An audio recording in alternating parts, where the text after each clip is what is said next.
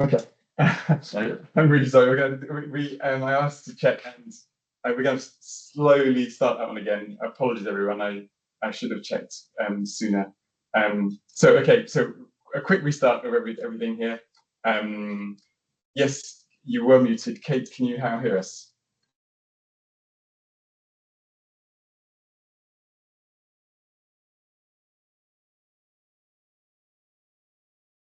Yes, good. Okay. Yes, we can hear you now. Brilliant. Thanks very much. Okay, so let's quickly start again. I'm David, and we will start straight away. Going back over to Michael. Sorry, Mike. No problem. So hi, everyone. My name is Mike Bastido. I'm from the University of Michigan. I'm here to talk about a study I did here with Dominique Baker at the University of Delaware, looking at simulating the based admissions in the US. I picked this topic because it has really global significance. You can look at lots of different country contexts and see proposals for lotteries. They have been done in different country contexts, including in the Netherlands and in France and some other places. And so what we wanted to do was to try to better understand what are the diversity implications of switching to a lottery? Because when a lot of policymakers and academics make proposals for lottery-based admissions, they often make some pretty big claims about the kinds of problems that would be solved, and it's treated as a bit of a panacea. So I'll try to get started here. Oops. Yep. Hopefully it is switched over. Okay. So what are the problems that people are trying to solve? So in holistic or contextualized admissions in the UK, there are very specific issues that are raised and that are completely legitimate. So I generally put these in 4 buckets, one of which is about transparency. So in a holistic process, and I'll just keep saying holistic, but here contextualized also. In holistic process, you really don't know how admissions decisions are being made behind the scenes. It creates a kind of black box. So if you have a different kind of system, I mean, if you have a Gaokao type system, for example, in China, you know exactly like what the exams are going to look like. You take exams, you get scores, you can see what scores get you into what kinds of institutions, you set up priority lists, et cetera. Like it's a much more transparent system for people to understand how it works. Holistic systems are not like that. There are equity concerns that create holistic admission systems, and there are equity concerns that come out of holistic admissions admissions processes. So if you are doing a more holistic process, there are big concerns about who has the resources to put into extracurricular activities, the tests and examinations, essay preparation or Oxford interview preparation. What kinds of shadow education are being created in order to meet the needs of students and applicants who are going into holistic admissions. We don't really know exactly what fairness means in a holistic process. It's an open question. And we don't know if admissions officers themselves are going to be fair to everyone. How do we have some accountability for that? And then finally, we have corruption scandals not just in the US, where it was called Varsity Blues, but in countries around the world. In Korea, the justice minister was sacked for getting his daughter into one of the Sky institutions by fabricating, if I recall, research articles in biology or medicine. But there have been scandals in China and Korea and a number of other places around holistic admissions. So there's big questions about how to prevent corruption, and something like a lottery could be a way to do that. So this screen just shows just a small sample of the number of newspaper articles in the US system, in the US that have pitched the idea of lotteries. It's pretty much on an annual basis. There will be some article in some major news outlet where someone pitches the idea of a lottery. They're also pitched by public policy think tanks, places like the New America or other places. It's not a small idea that someone has written in a corner. It's something that just comes up again and again and again and again. And in our paper, we have a lot of examples of it. They also go back a long time. And in the US system, there are calls from 1964 to try to go to a lottery system. So they've been also happening for quite a long time. So, what are the claims that are being made by these folks who do this? One is that it will allow you to cut the rot out of admissions. It will allow schools to avoid accusations of racial discrimination. It will take the sting out of disappointment for students who aren't admitted to the schools of their choice. It would allow schools to eliminate the SAT or ACT exams as a requirement. It would end debates over affirmative action, although the Supreme Court did a pretty good job of that a couple of years ago. It would reduce inequality, and that is a very common claim in these articles. And then finally, there was a whole spate of these around COVID. So right around 2021, there was just a whole slew of articles making claims that because of COVID disparities, this was the time to move towards lottery-based admissions. Here at Oxford, there has been, just last year, there was a book called Born to Rule that was looking at stratification of Oxbridge candidates and over the whole course of pretty much the 20th century. And at the end makes a claim that Oxford would far benefit with respect to equity if they would move towards lottery-based admissions. So this is the article in the Telegraph. Feel a little bad for the authors. They wrote 340 pages of lots of data, and the Telegraph went with one paragraph in about page 328, where they sort of throw this idea out there that why shouldn't Oxford think about going to lottery-based admissions? So there have been a few descriptive studies previously in the US context. Most of them suggested that there would be negative effects on low-income students and students of color if we went to a lottery-based system. But a lot of them, actually pretty much all these studies, didn't really have more robust simulation methods to look at this question or examination of multiple lottery designs. One thing about the articles that you look at who propose this, they propose all different kinds of models for how a lottery would work. So we wanted to be able to simulate as many of them as possible in order to look reasonably at the idea and what its effects would be. Even though, I'll just point out, even though it's commonly discussed as a policy solution, Americans actually really hate the idea of lotteries. 83% of them do not like this idea, which is kind of interesting. I mean, we can barely get 83% of people to agree the sky is blue. So it's pretty interesting that we have such a high number there. So in this study, we did a simulation of the relationship between an admissions lottery and applicants' race, class, and gender. So essentially, what would admitted student classes look like if we actually implemented a lottery at selective colleges in the US? So we include all students who are enrolling in college in the most recent decade, examining a range of institutional selectivities, meaning not just the most selective schools, but also moderately selective schools in the US. And we try to look at multiple cutoffs for lottery eligibility. So almost everyone who proposes a lottery in the US says there has to be some sort of academic bar over which students would need to clear. They all have different ideas of what that academic bar would look like. But I can think of only one person who has actually suggested that all eligible students could participate in a lottery. So we needed to look at what different kinds of bars would look like if we did that and if we had, random draws. So our data for this come from two nationally representative surveys of 9th and 10th graders in the US. So these were funded by the National Center for Educational Statistics, which if you are American, no longer exists because it has been dismantled. There is one person left. But we used to collect great data on the American system, and these are the two most recent, and they were really helpful for this study. We also use some measures of institutional selectivity and also try to measure the cost of attendance. So when we do the analysis, what we're doing is we're comparing our enrollees through the lottery compared to the current system, right? So we want to define the pool of students who can enroll based on the current system. We want to define a certain set of eligibility criteria for the lottery, and then just look at the descriptive characteristics that come from that. So when we're doing a random lottery, we're not going to just do one lottery, right? Because there could be any kind of outcome from one particular randomly selected lottery.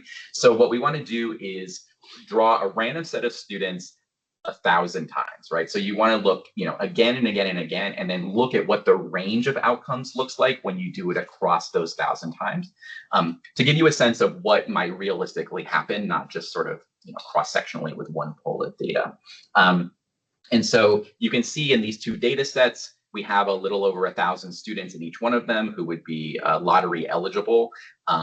And that gives us hopefully a reasonable estimate of what it would look like on a national basis in the US. When we say highly selective in this school, we're saying what's called a Barron's Category 1, which for this context would be better if I actually said what that means.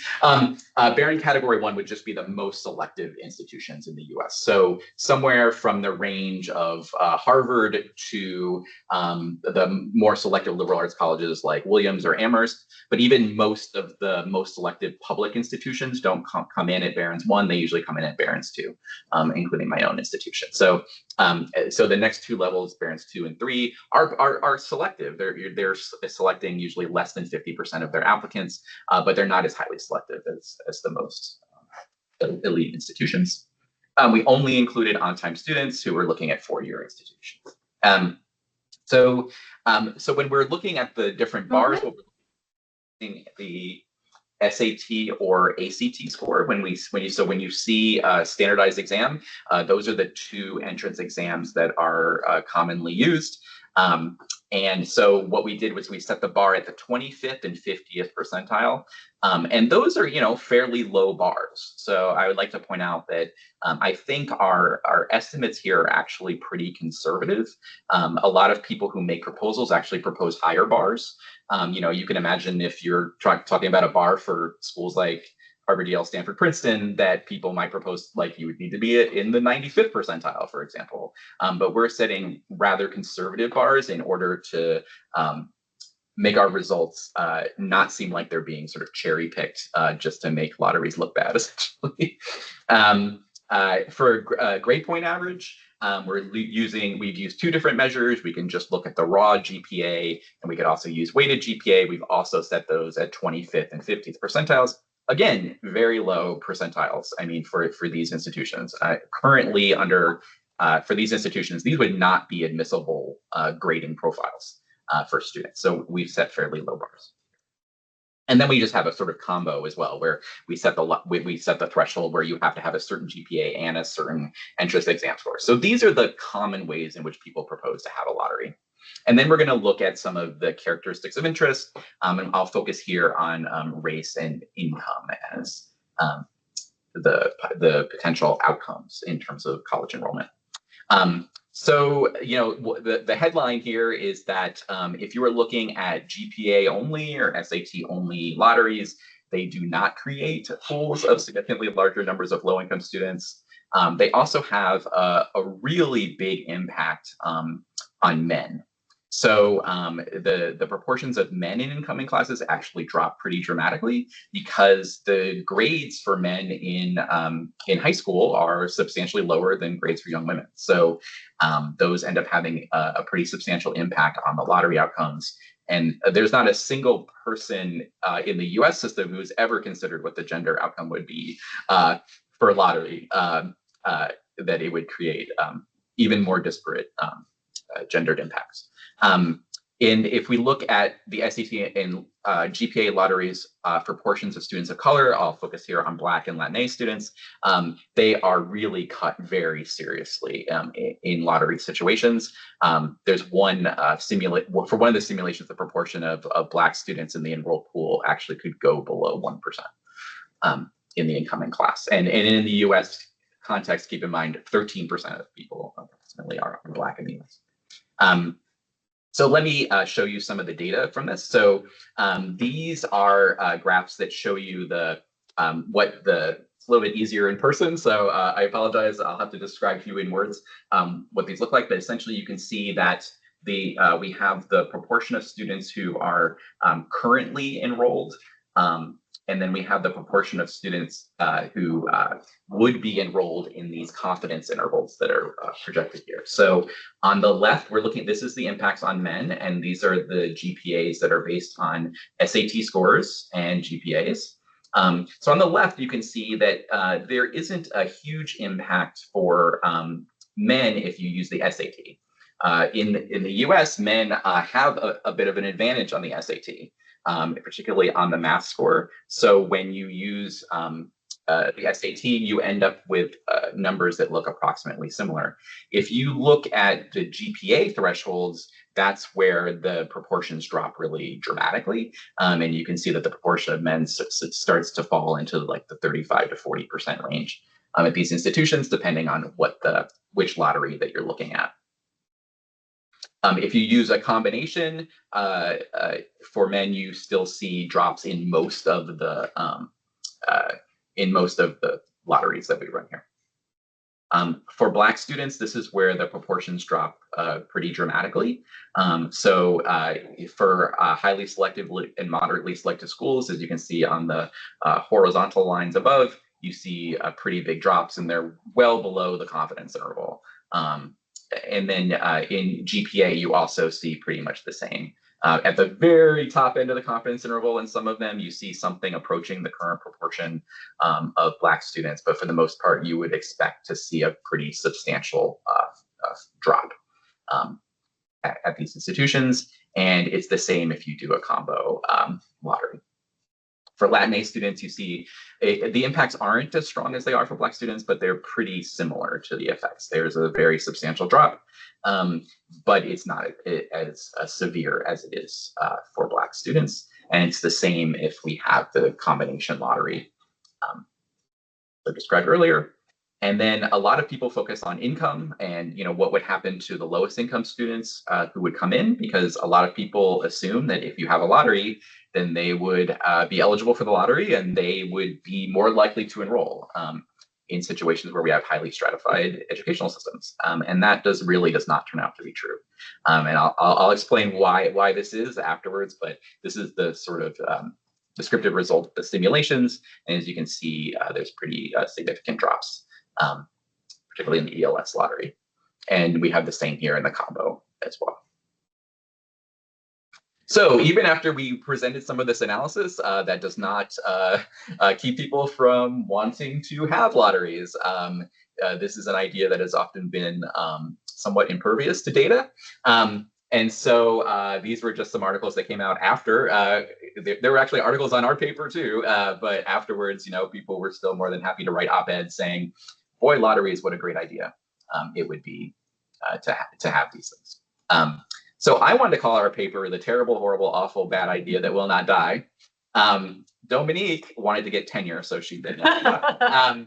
But I think it's just, I think I would like to explain sort of in the rest of the talk a little bit about why it is that this idea is so attractive to a certain cast of mind. But overall, the summary here is that these lotteries would have pretty devastating impacts on student diversity, and I think that makes them essentially unworkable. There are more problems than just the impacts on diversity, and they're very rarely considered in the sort of opinion pieces that are written about this. One is that there's a very carefully built relationship between students and colleges. The admission system in the US is very much built to be the beginning of a relationship in which you are selected to be a part of an institution, and that helps to build an emotional relationship between you that lasts throughout your time as a student and once you're an alum, and hopefully someone who gives billions of dollars after you graduate. And so creating a system in which you're randomly selected to an institution really sort of intervenes in that built relationship. And I think we would see that here at Oxford, just we would see in the US. It's also very unclear how people intend to handle the issue around majors and programs and units. So we don't simulate it for you here, but any lottery for small programs would create devastatingly large differences in the number of students who would be in any program. So if there's an anthropologist, if you're the anthropology program, you could end up with lotteries where you have 0 students who come out of the lottery who want to major in anthropology, and ones where you have 100 students who want to major in anthropology. Like, programs aren't built to take in a random number of students that are assigned to them, and it would create very big issues for the capacity of individual programs. You also have the problem of outlier cases. So this was not a lottery case, but here in the UK, there was the case of a student named Laura Spence, who was a very highly qualified state school student, and she had gotten 3 A stars, and she was denied admission to Oxford based on her interview. It appears, at least.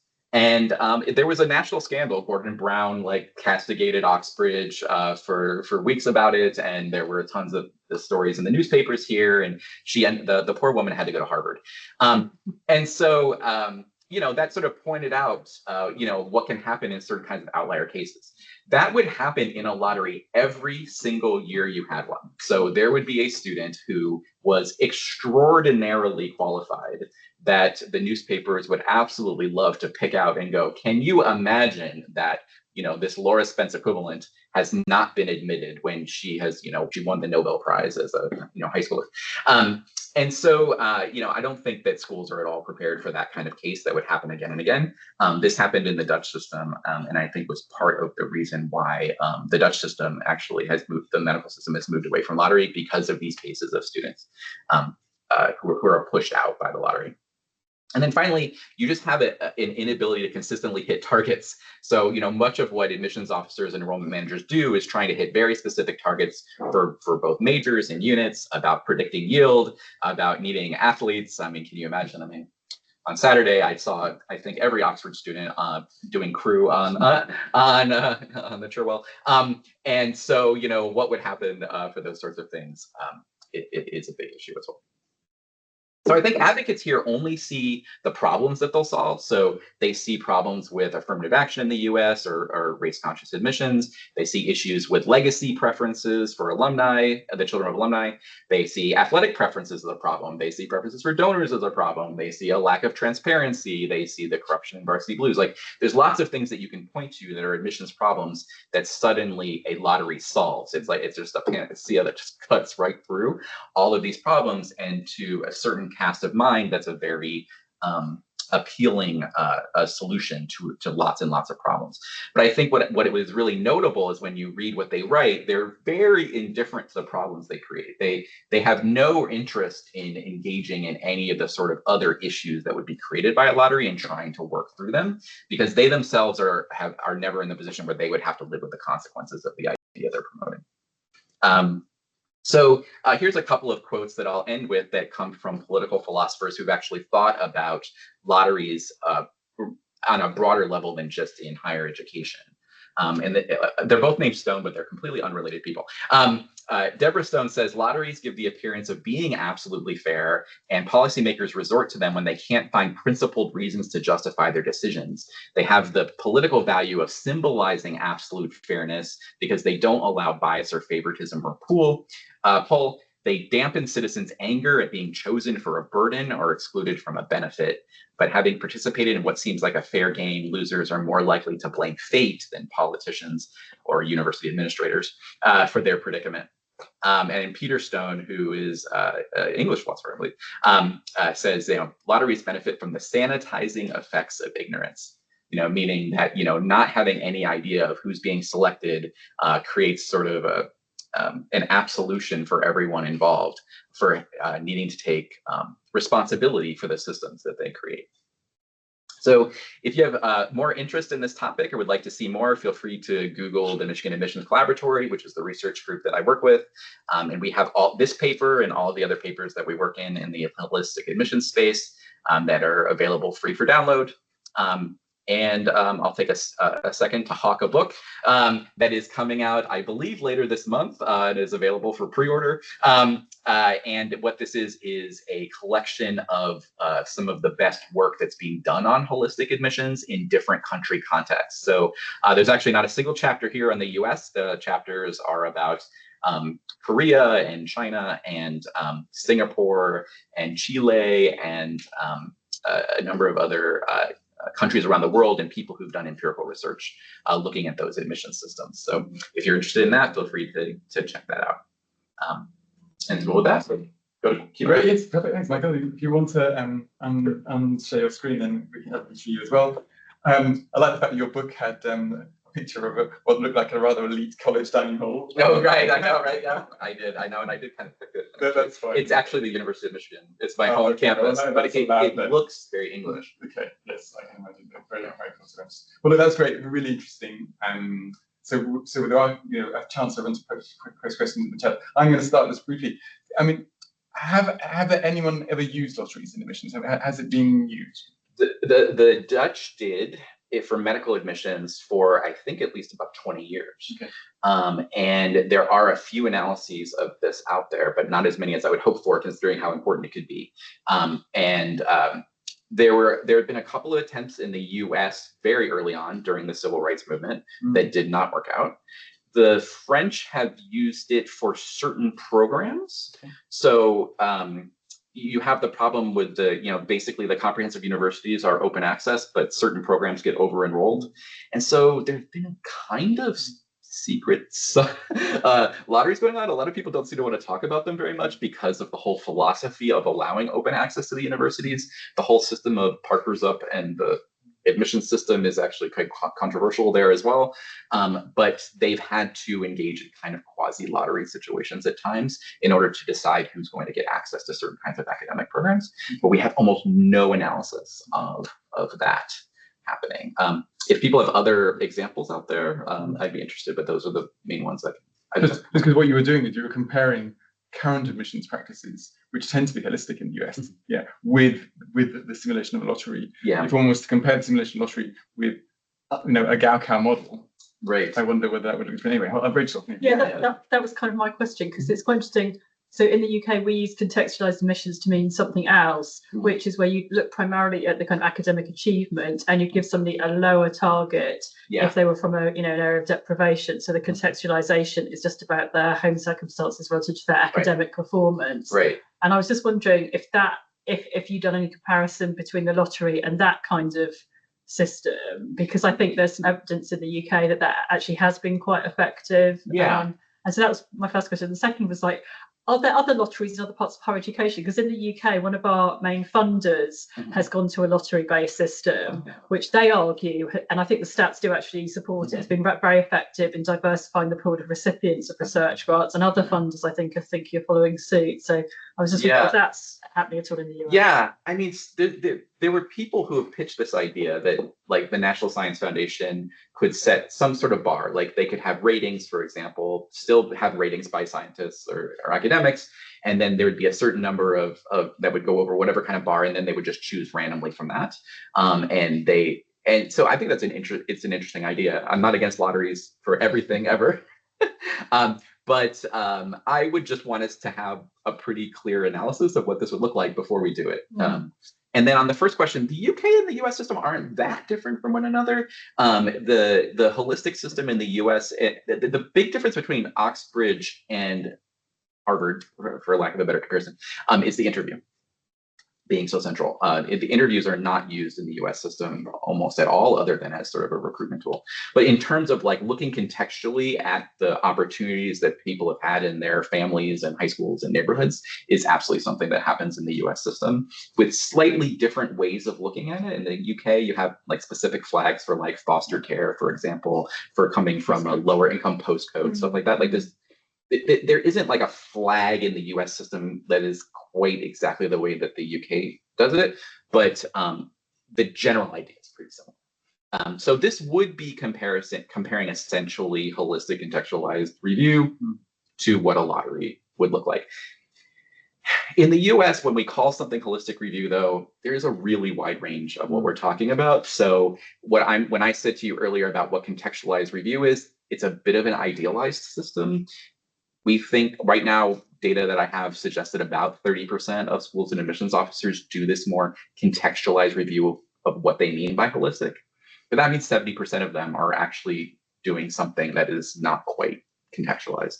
So the amount of variation across schools means that you can't look across schools and go, oh, this means all the practices are the same, because they're very much not. But it's the best we have, basically.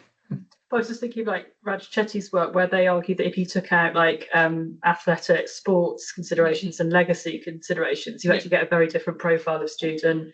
I don't know if we get a variance. I mean, legacy is this much. They definitely want. And it's not just Raj. There's a lot of people in the U.S. system who want to, move away from those, including me. Like, I think we should get rid of legacy, full stop.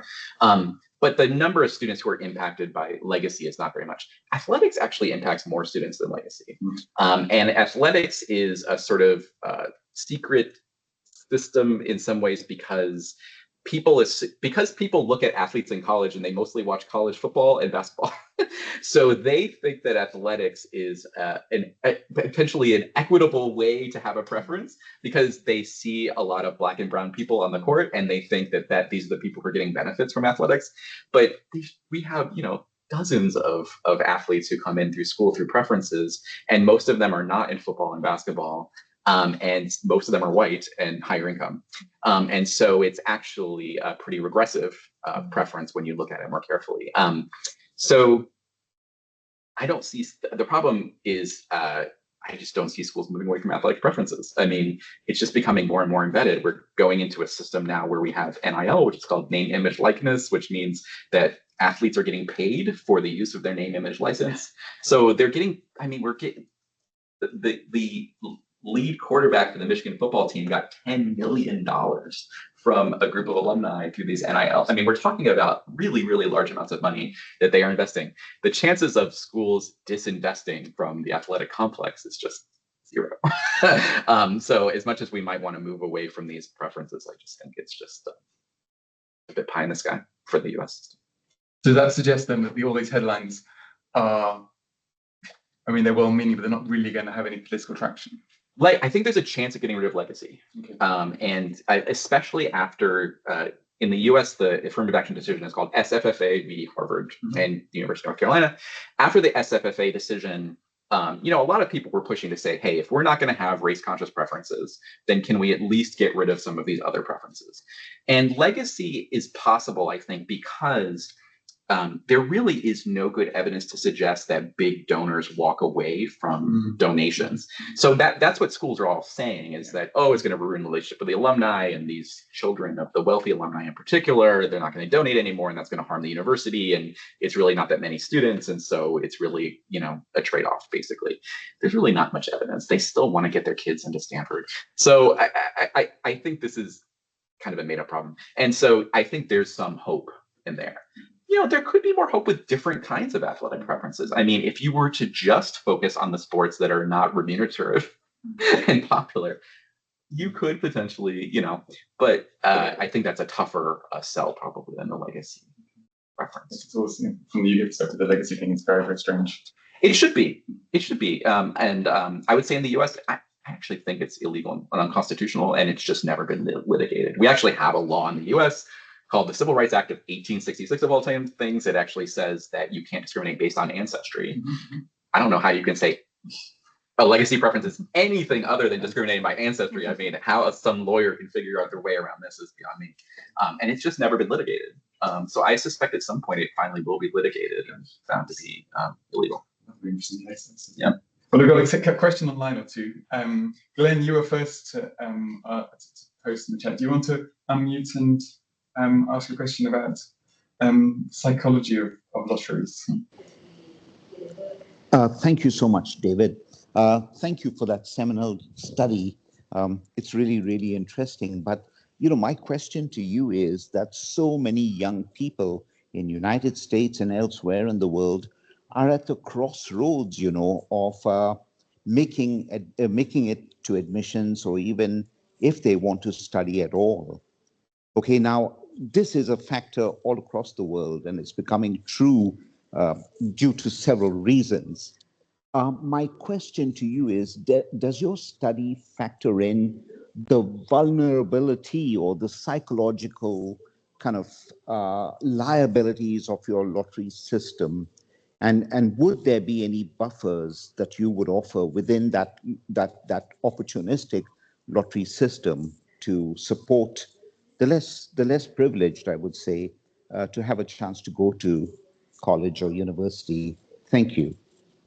Yeah, sure. I mean, I think one thing you're suggesting is about the pressures that are on students and trying to get into these institutions, and a lot of which are related to the admissions process itself and what it demands of students. In the US, asking students to have so many different extracurricular activities in addition to all of their academic work and to demonstrate leadership and exceptional and in those sorts of things is putting a lot of demands on students that are creating a lot of pressure. And obviously, we see, essentially a mental health crisis in the U.S. in our educational system right now. So a lottery could potentially help to address that issue. But there are also reasons why schools want to have those preferences as well.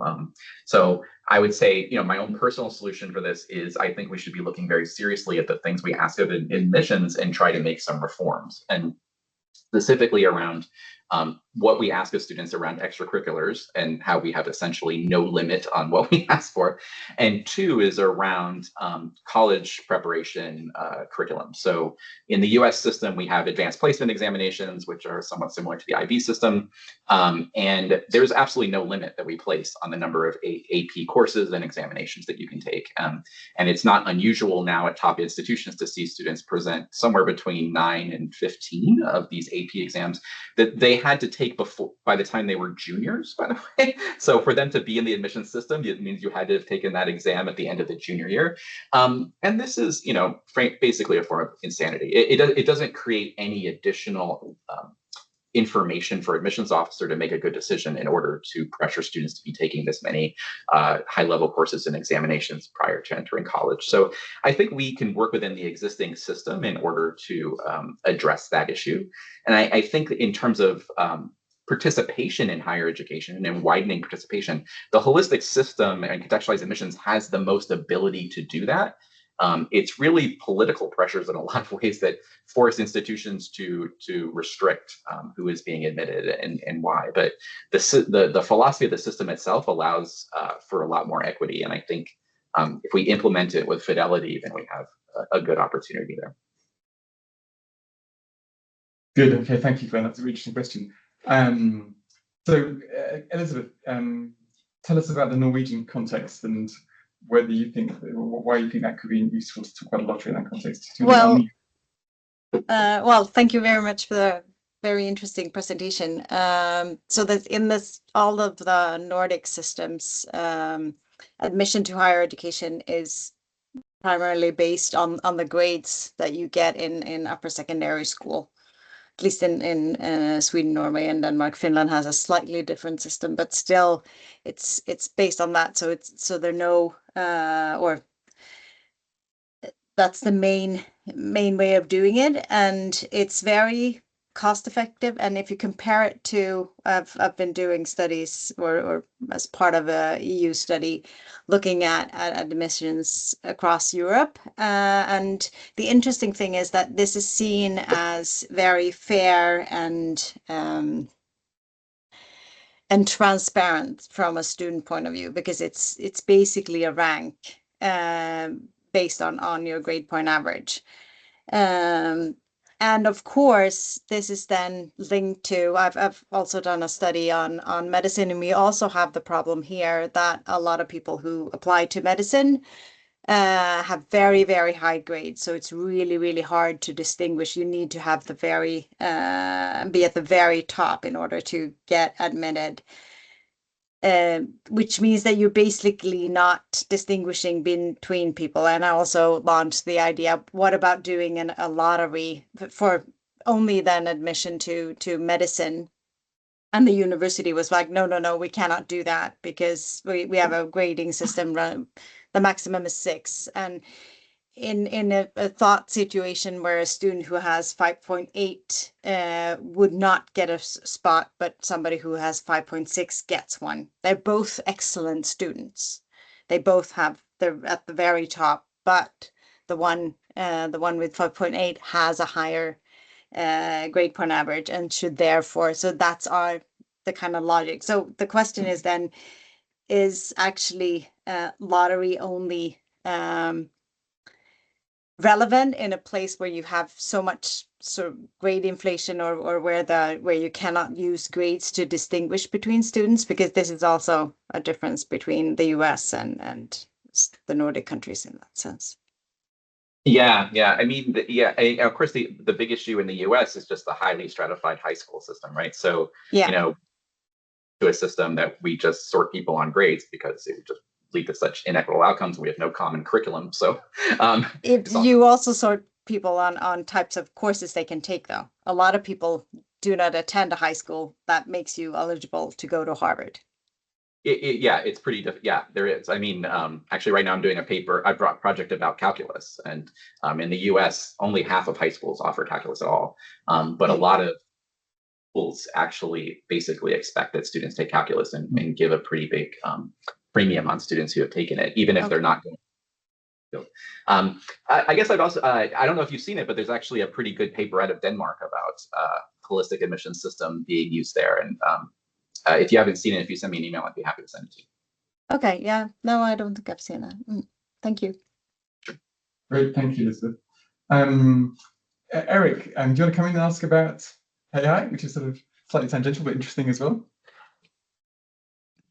Yes, thank you so much. This is a great presentation. I'm a big fan of your work, as I said, and I'm curious whether you know of any studies. I know this is a little bit separate from the topic that you're looking at with lotteries, but thinking about other approaches, are there any studies that you know of about the use of AI in college admissions? Because there's a sort of argument that, given a sort of proprietary LLM that looks at all of the admitted students over the past several years, they could predict those kind of ways in which, at least make it much more efficient, if not more equitable, around who to admit from these vast pools of applicants that places like Harvard and other very selective institutions have. The one of the critiques is that admissions officers, there's no way they're really reading everything. It's this sort of enormous Herculean effort that is put into place, and the incredible resources that go into admissions offices are also perhaps better used elsewhere. So yeah, sure. Yeah, it's a very hot topic in the US right now among admissions officers. So one, on the research side, yes, we do have a few papers now that are looking at AI, but not so much AI implementation actually in admissions offices, but sort of more simulations using AI. And so there's some papers specifically using AI to analyze essays. For example, AJ Alvaro at Cornell has a number of papers on this if you want to look at them. And I have a few more that I actually are on my reading list because I'm writing a book and I need to write a section on AI, and I haven't had a chance to read yet. But there are some papers that are just now coming out, and I know of a couple of people who are looking at AI implementation. What I'm hearing on the ground in the US, at least, is that AI is mostly being used on the recruitment side, not on the decision side. It's being used as a way to specifically target people who the models are saying would be the most likely to admit, enroll, revenue, et cetera. So that's what's being most adopted at the moment. On the decision-making side, they're being pitched things that I personally, I just don't think are particularly helpful right now. Like, so for example, they're saying like, oh, we'll embed it in Slate, the CRM system that admissions officers use. They'll embed it, and then the essays, will provide you, we'll analyze the essay and give you like the top 5 points that are being made, and we'll provide a rating of the writing quality or something like that. That's not really what admissions officers look for. Admissions officers are basically looking for helpful information in the essay that they can use to inform their decision. So having a sort of bullet point list of what is the topic of the essay doesn't really tell you very much as an admissions officer. So it doesn't save too much time for them. So I think we're not yet at the point where we're seeing systems that are being built yet that would be too helpful. But is that an AI-driven process is completely antithetical to everything admissions officers say. So admissions officers say that about you as an individual applicant. We care about what you bring to our campus. We care about you as a person. So if you then say that AI is making the decisions, you have basically just eviscerated everything that they market about their admissions process. So this is a problem that they have to face. Like, it's a direct trade-off between the efficiency of the process, maybe even some sort of equity and fairness that might come out of some objective AI-driven process that I haven't yet seen, and what they say about their own processes and what the university says that it values about the admissions process. So there's a lot of challenges coming down the road for folks with related to AI. Yeah, thank you very much. I'll just say one thing. I totally believe in the, integrity of admissions officers. Hard to. I was one for 5 years and early in my career at a very selective liberal arts university in the United States. But there is job security in banding together against AI too. So we have to, it's Right. it's an interesting kind of look at who's there. So thank you very much. Thank you. Great, thanks, Eric. And great question. I was going to ask you about the ruling that Trump that came up with against Harvard and the race admissions, but actually Lee has framed it in a more holistic way. So Lee, do you want to come and ask that?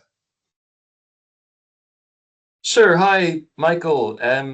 Right. So thank you for your talk. And while you were going through all those headlines, I mean, I was thinking about sort of how maybe that context has changed in the last year, if it's changed. And I was thinking about whether the Trump administration is in favor in some ways of a lottery mission because it speaks to their anti-EDI agenda. And so I was wondering if given the pressure campaign that's in place widely on the Barron's 1 institutions, to among many things that the many demands placed on them, revising their admissions criteria away from anything remotely considering or construed as DEI. So I was wondering. I mean, I'm not sure if your data set captures the current political would-be students of the current year or not. I'm not sure if they would be captured in that data or not. But so I was just kind of curious. Then, do you suppose the baseline that you're comparing against the counterfactual of a lottery system, has that changed?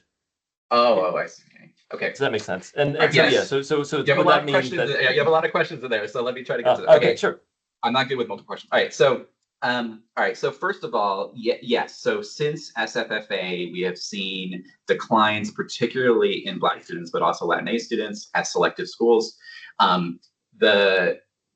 The Trump administration effect has been more around, one, their interpretation of SFFA, which is not in the text of SFFA. And I could go on this for a very long time, but basically, I'll just assert that when they have sent out letters to institutions about what they think SFFA means, a lot of the things that they are asserting in there are not actually in the text of SFFA.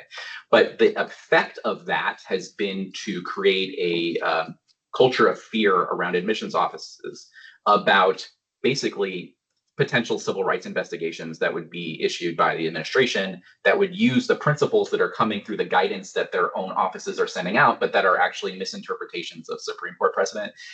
So there's all of that, but they have also totally eviscerated the civil rights function at the institution. So it's not clear if they actually investigated who would be there to do it because they're trying to get rid of all of them. So it's a total mess.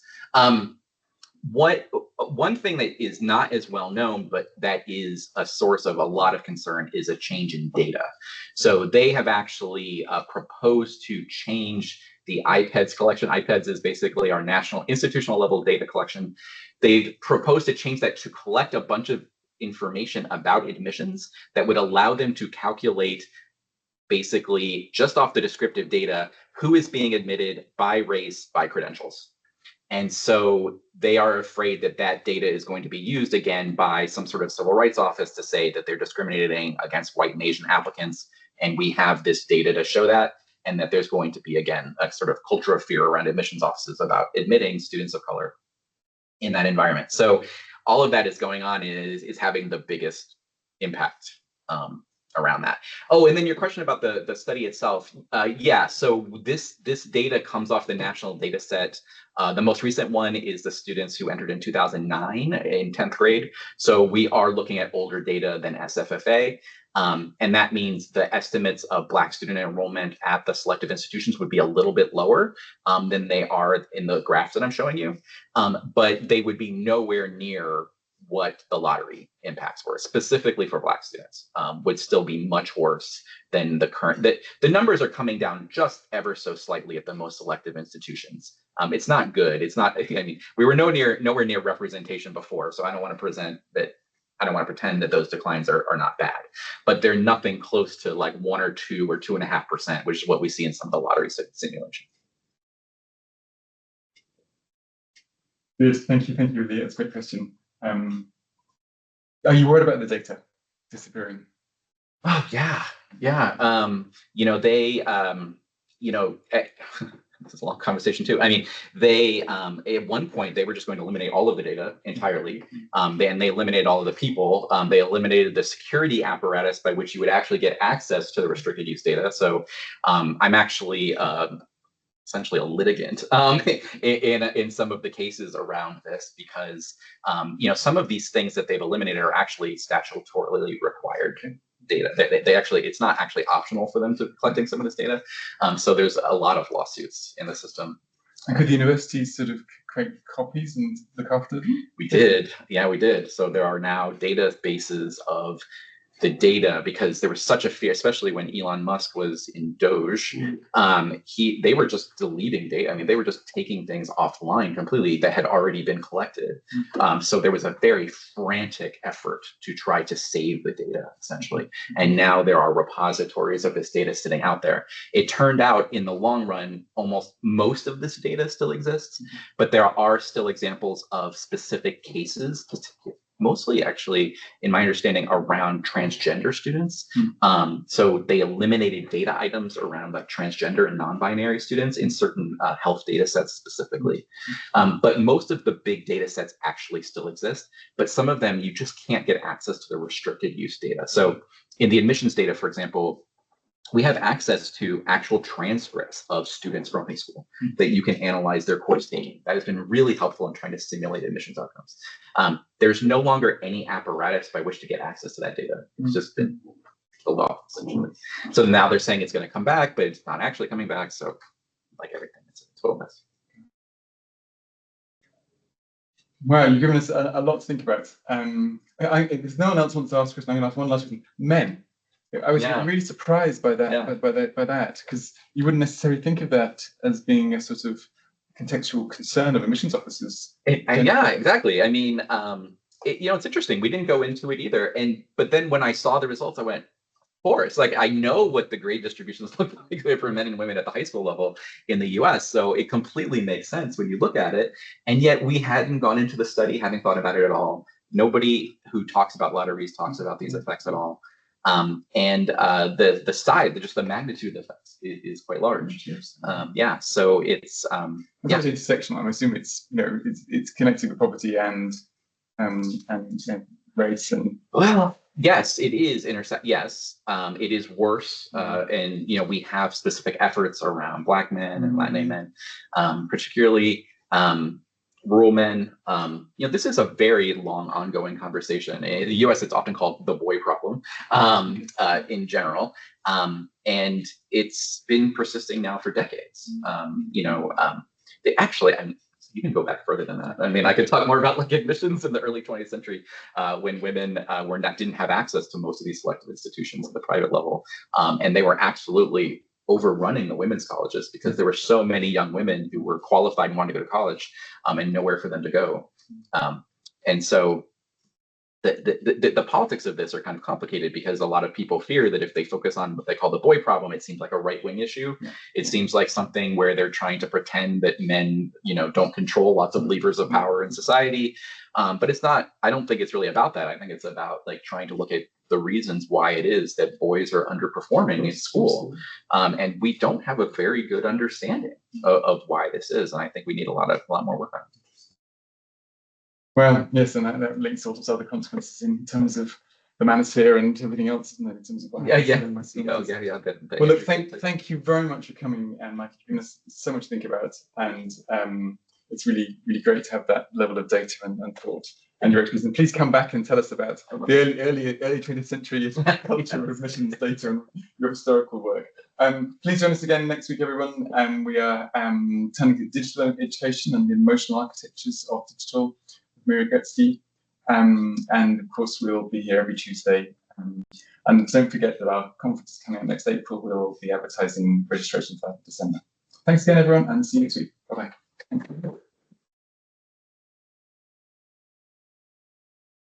Great. So we'll